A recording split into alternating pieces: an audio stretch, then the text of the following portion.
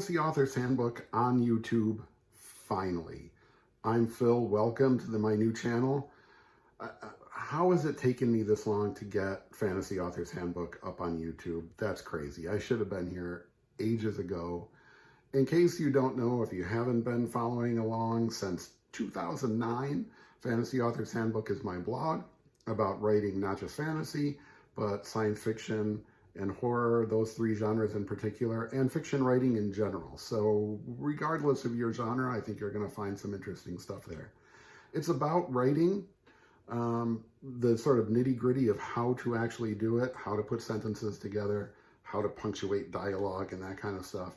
But it goes beyond that too. It goes into all the difficult stuff: point of view, story structure, characters, world building obviously is a huge one. That's what makes fantasy and science fiction completely different than any other genres, that you're creating an actual setting whole cloth for it, as opposed to finding just sort of the city that you live in and it's for the present day, or historical fiction, etc.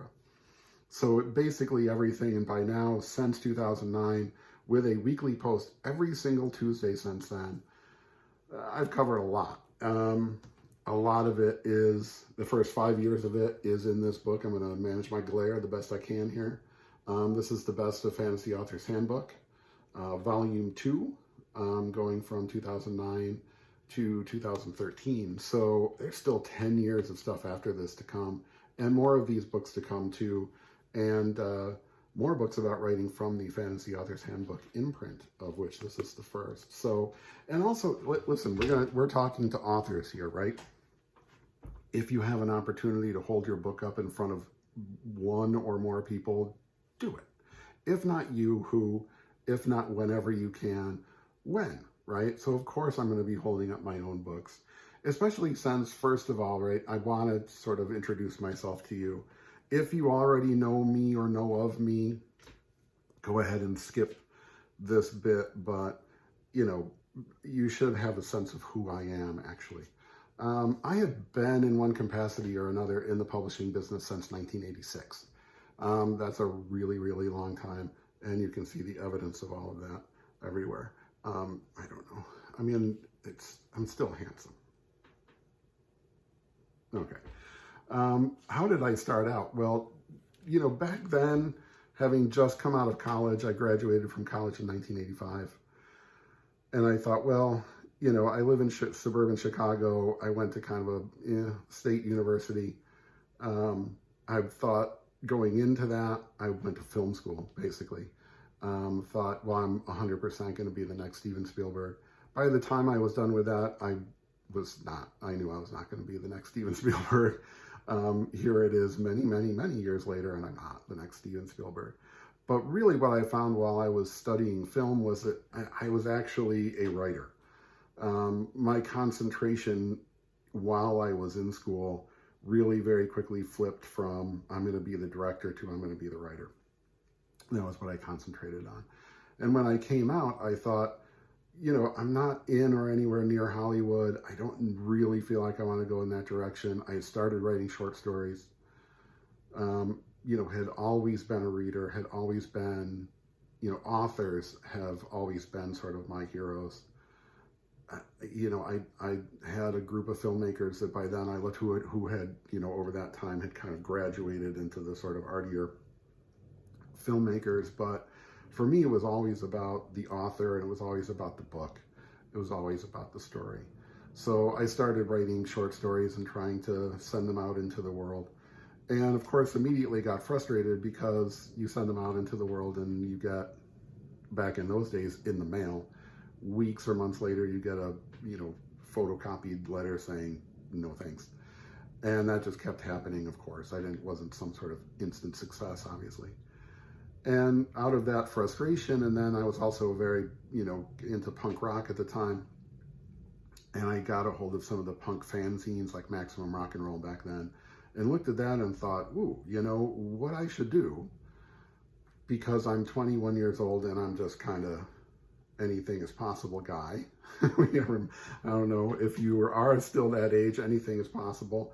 And if you're my age, anything is possible.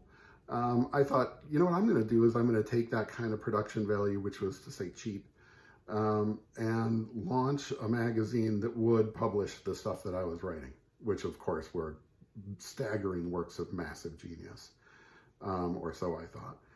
And so I did. And this was learning the publishing business, not a trial by fire, but a trial by constant, hugely expensive mistakes, which I guess is sort of metaphorically fire.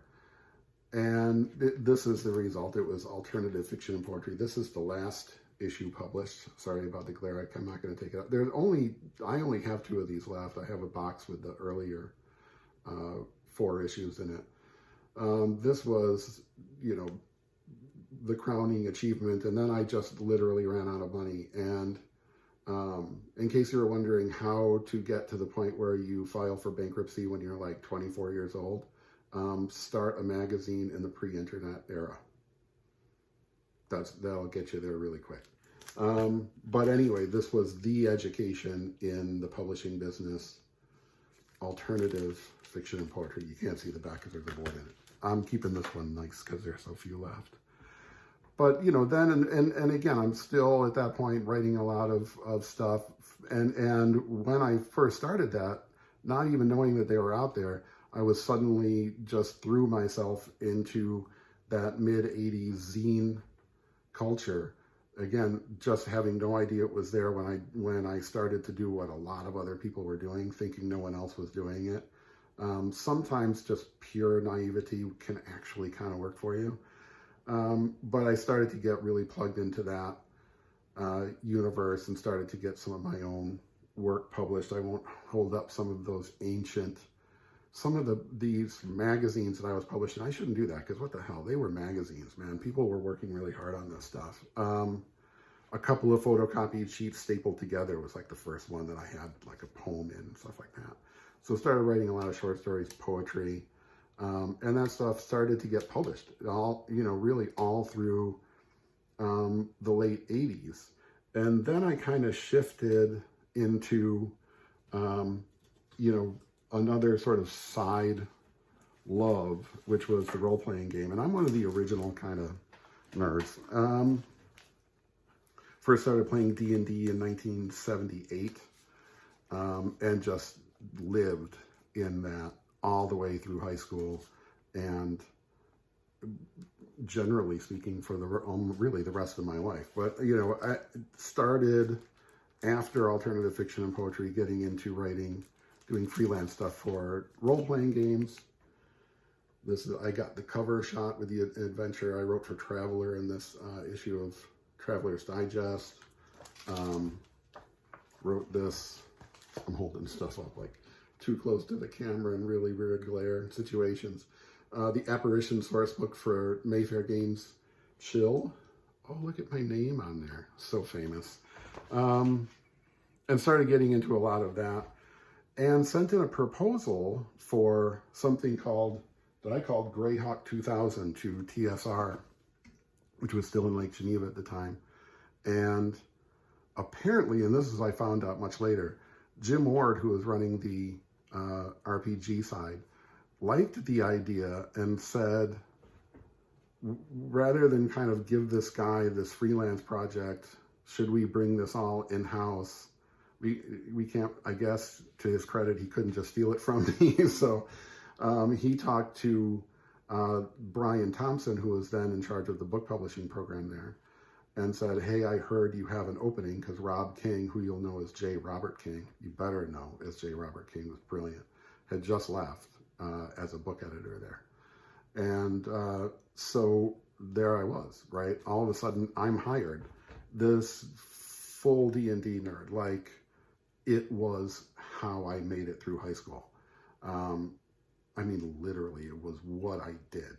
And now I'm in Lake Geneva in the offices of TSR, and I'm a book editor. Spectacular.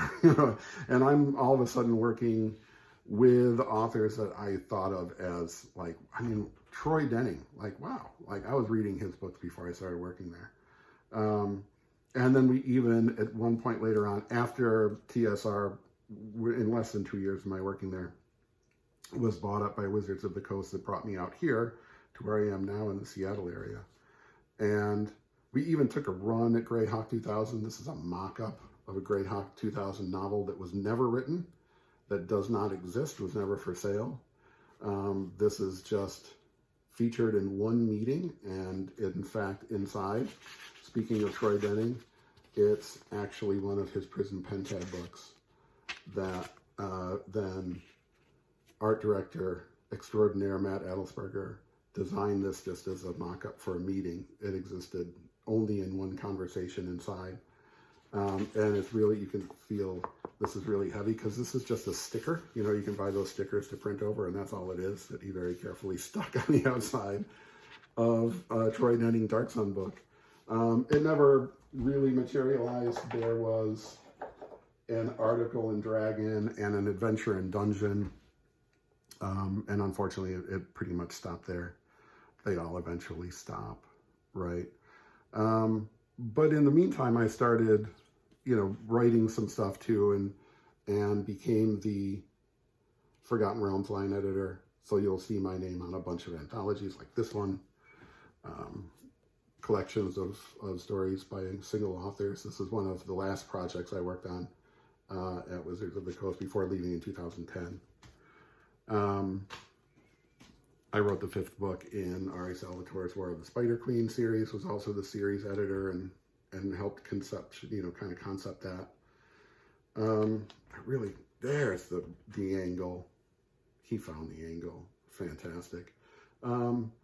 If you're an author out there, just here's my advice. Get Brom to do your covers. I mean, really, right? I can die now. When I saw that, I was like, really? Brom? Done.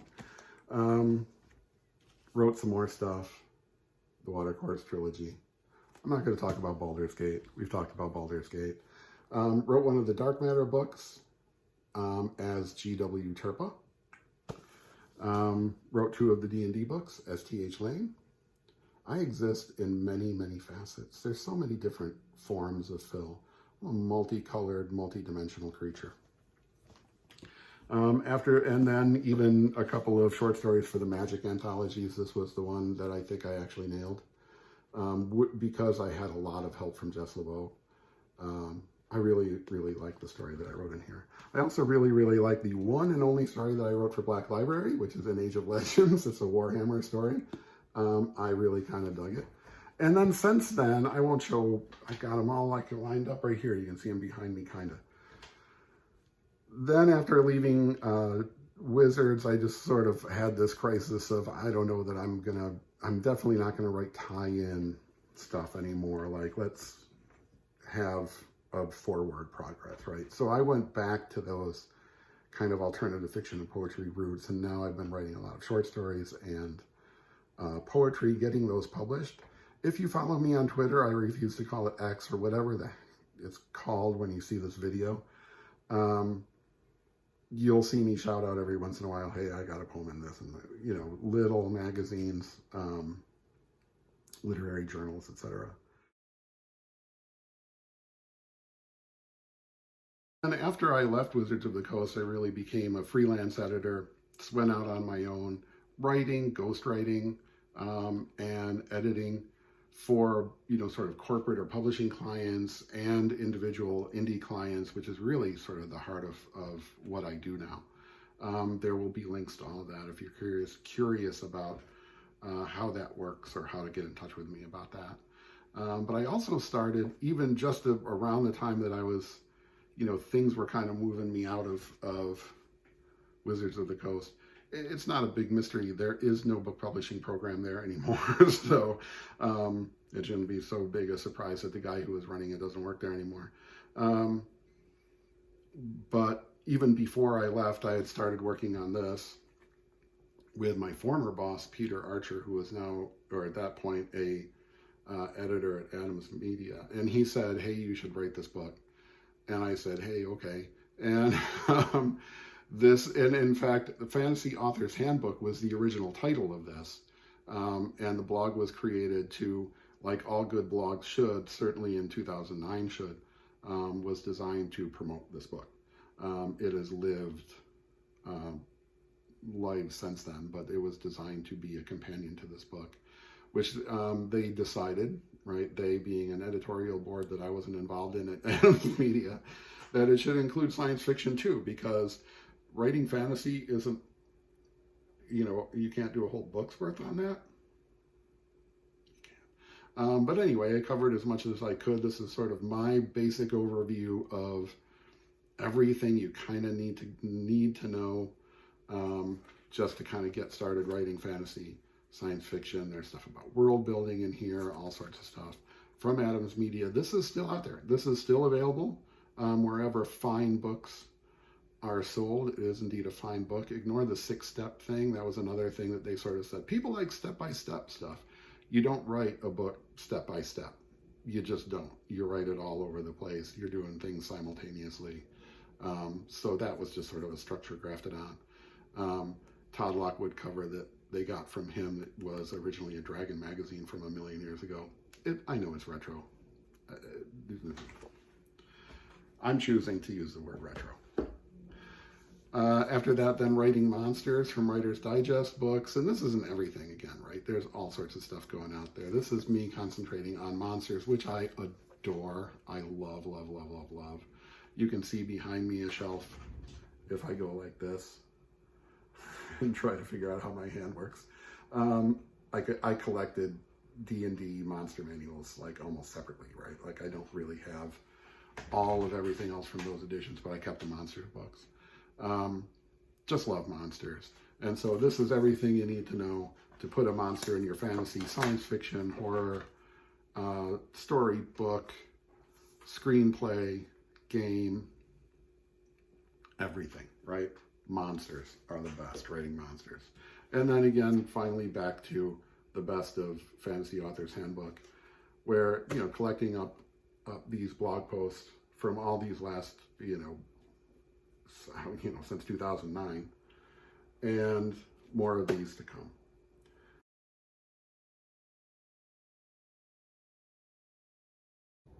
So I guess the next question really is, what is this whole Fantasy Authors Handbook on YouTube thing actually going to look like? What are we going to actually do here, So about me, aren't I so special and great?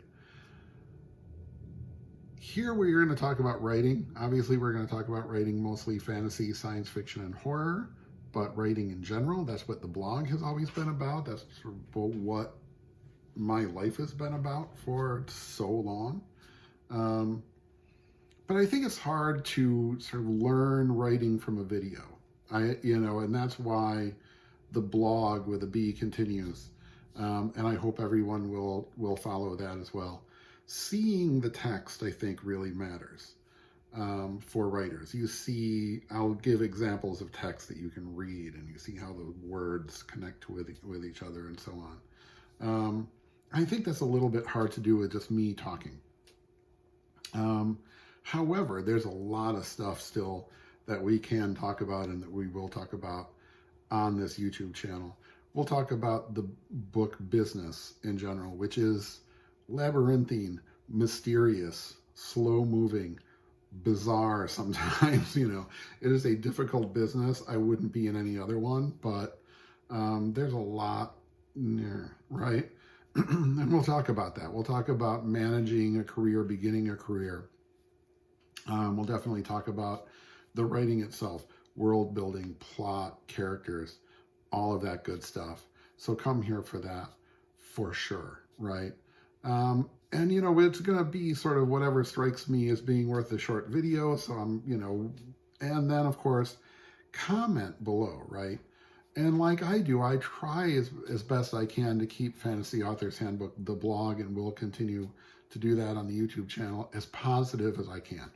I love books. I love people who read books, buy books, write books, sell books, publish books, have anything whatsoever to do with books. And so, I don't want to be, the guy who tells you you suck, you're doing it wrong, right? Is there a wrong? I'm not sure. You'll never hear from me the worst book, the worst writer, the worst trend, the worst trope, which I we'll talk about my dislike of that whole concept. But, you know, and you're never really going to hear the best from me either, because could possibly be the best? Writing literature, fiction, you know, whatever word you want to use for it, whether literature sounds too highfalutin for you or whatever is fine. Science fiction, definitely. Fantasy, definitely. Horror, definitely are forms of art. And art exists entirely in the subjective. It just actually really does. So can I say what the best fantasy novel is? In order to do that, I would need two things. I'd need an objective criteria for what best is. That doesn't exist, so that right away I'm done. And the second thing is I will have had to have read all of the fantasy books, which is not actually possible for one human being to do. I think even if you just sort of took the rest of your life off and just full-time read fantasy novels, I don't think it's possible to do that. Certainly not in any way that you could then have say, I've read that book closely and really understood it, and I've really thought about it in comparison to all of the rest of the entire fantasy genre, which, by the way, goes back to Homer, or even before that. It's the first genre. So come on, right? We're not going to do best or worst of kind of stuff. We're going to keep it really positive in spirit and all about the love of writing, the love of the genres, the love of books, the love of publishing. So comment here, right? Keep it positive, keep it up. This isn't really the place to talk about what's going on in the political universe right now or what's happening in the news. This is a place to talk about the journey of writing fantasy, science fiction, horror, fiction in general. So let's keep it to that. But the comments are going to actually start to direct me as well. Ask me questions. What do you need to see a video on? What are you worried about? What are you working on? What are you not sure of? And then we could make this more of a conversation at least. But again, positive, positive, positive. I always moderate comments on the blog and here with that in spirit. But also, I think I want to everyone to consider this, and I'm going to consider it a BookTube channel as well. I've been watching a lot of BookTube lately, loving it. I definitely feel like that's where my people are, and we're going to do that here.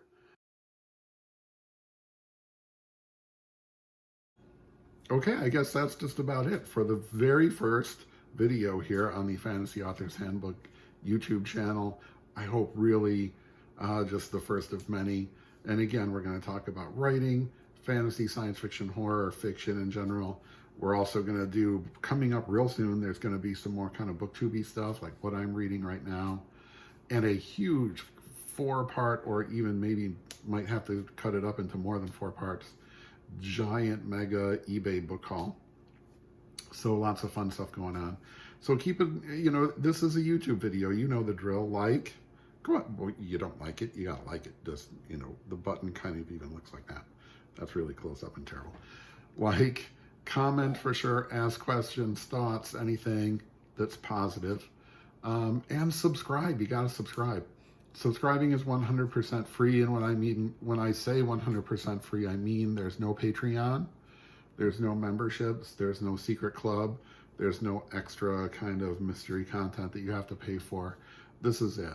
Subscribe is 100% free. Just hit that subscribe button, hit that like button, comment, and share, right? Are you still on Twitter like me, even though we don't know what it's called? I guess it's X, whatever it's called. Share it out in the world.